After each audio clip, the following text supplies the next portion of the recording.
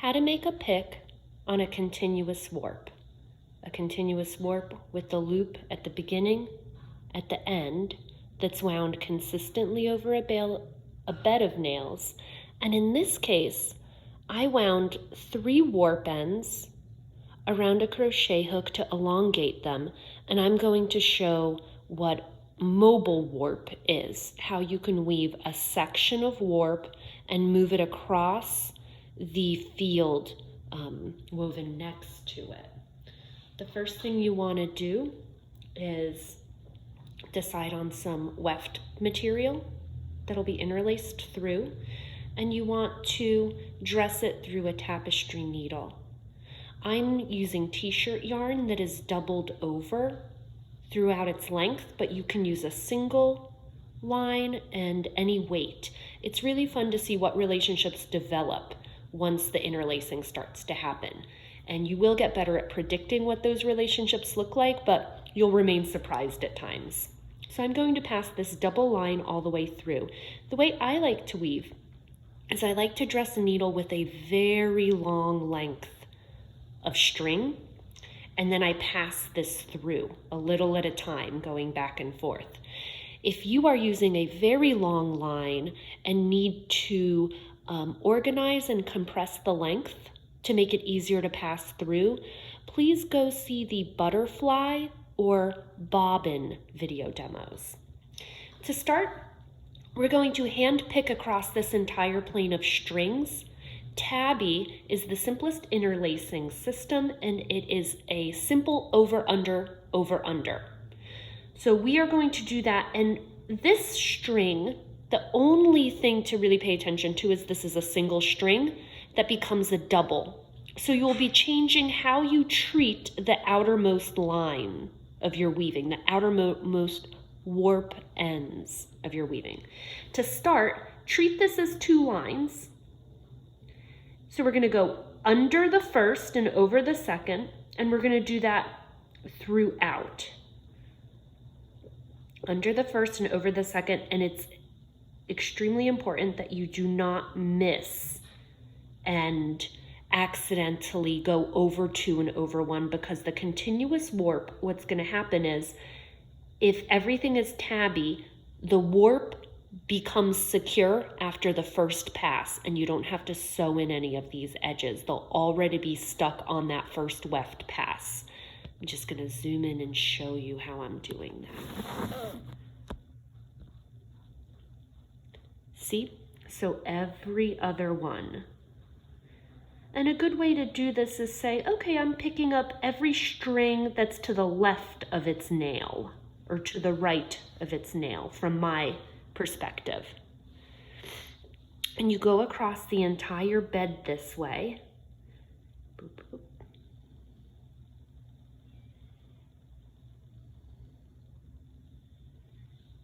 Pull a little bit through at a time. Continue on. Always checking, always looking back and forth to ensure that you're not skipping any warp ends and then maybe making a non-secure tabby accidentally. Another thing I like to do when I pull my ends through, especially if I double up, I like to keep it consistent, and so I don't like when my 2 ends twist around each other in the weaving. But that could be a cool design element and something interesting if you want to use it that way. I'm just going to go pretty conventional and leave mine parallel and pack them down together. So when you make a pick, you do not pick straight across the weaving. What that's going to do is draw a great deal of density into the center. It's going to pull in your warp ends, and it's going to give you this hourglass figure weaving.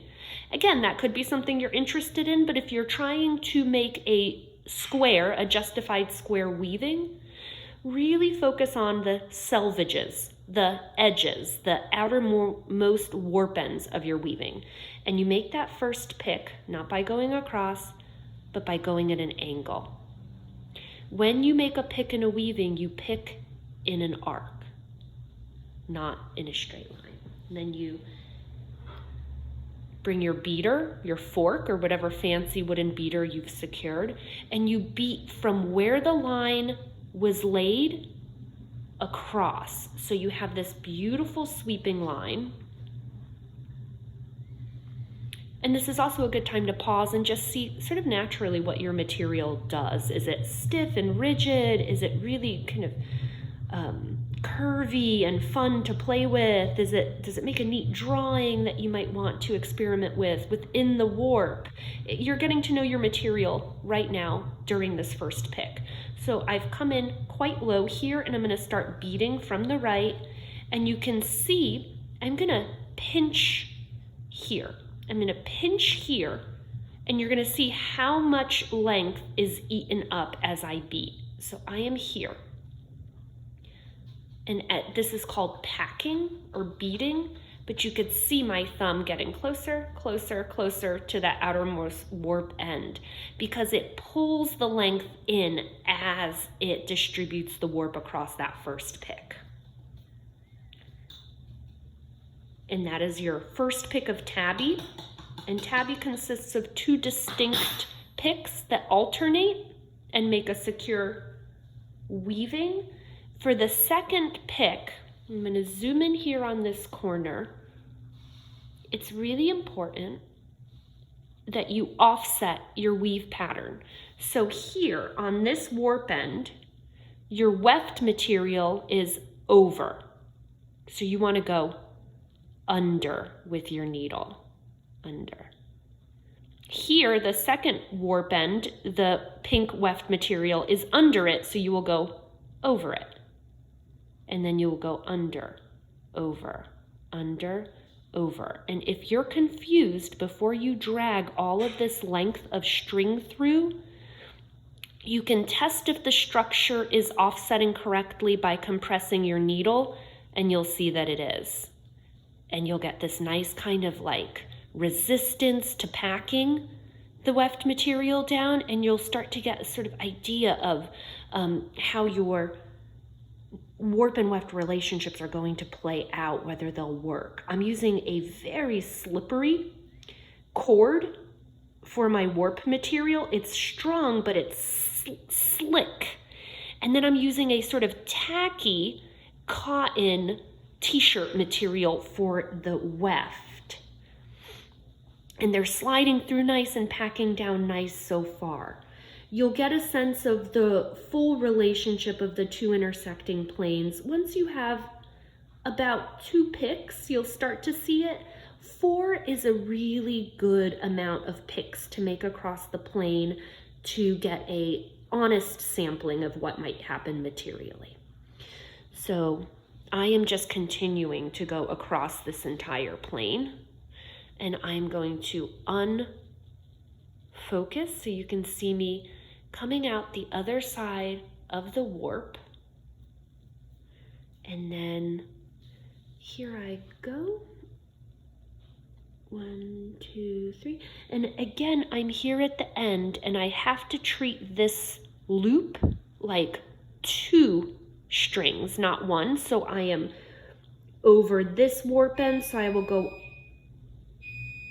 under and over. And that bell means my toast is ready. So basically, you are treating this as 2 warp ends, and eventually, once you get to this knot, you will ignore that and start treating it as 1 warp end. Again, you're pulling through all of your length. And like I said, I like my selvages to be pretty nicely organized. So I spend quite a bit of time kind of anchoring the end of the weft material with my finger. I use that to kind of tension the line, make sure, especially because my line is doubled up. And as well, I get to make a decision here. I get to decide, do I want some like real slacky, lacy, kind of fun curling edges? Or do I want a more conventional look? Do I want to pull my selvages in so that they make a nice kind of straight, more formal edge? And I think that's what I'll decide for our demo's sake. But my point is that you have control over what your edges look like, and you'll get much better at controlling that. To start, you want to pinch and just kind of compress here. And then again, we're not weaving straight across, we're just making a loose arc. And then we beat from where the pick started, which was left to right in this case. And you can see that as I'm packing, things are starting to get a little loose here. Go ahead and make the adjustments as the material packs down so that it's not too loose in its shed. And then you can pack that down as much as you can. And some portions of your weaving will do this. They will have spots that are difficult to pack down. That is a tension issue. If that is happening, tension your string better. There, see? And now it packs down. And so for our purposes, because we're doing a mobile warp, this will just be a tricky area to keep track of, but not that tricky. So that's how you make a tabby pick. And you would just repeat this and this over and over and over and finish out the entire cloth. And you would again treat this as 2 lines.